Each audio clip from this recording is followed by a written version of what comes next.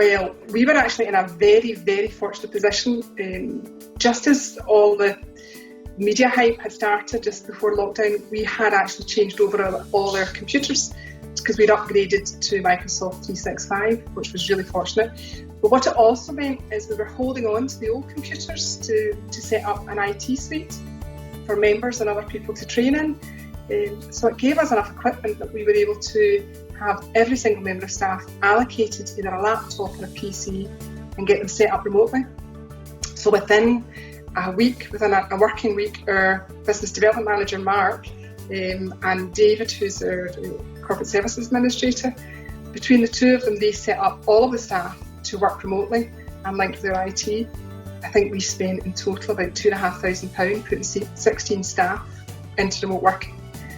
For us, that meant that our members had a seamless service because all of our staff could either work in the office or work remotely or do a mixture of both, which provided a very unseen change to members.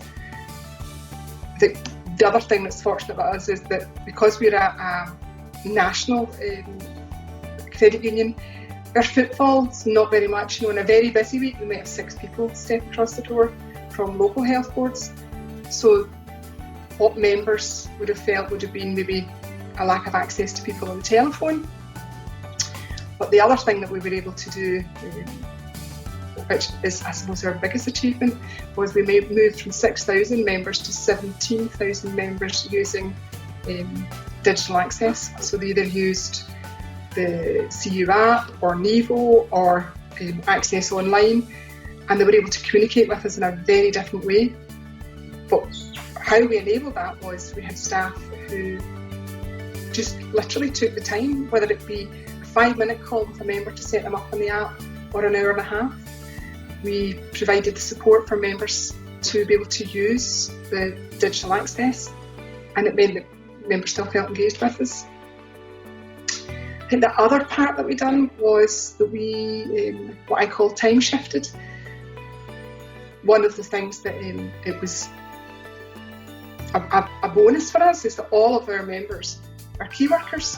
So we had an increased activity. We had a lot of members giving us money back because they'd borrowed to go on holiday and holidays were now cancelled, doing overtime because they were key workers in the hospitals in the front line.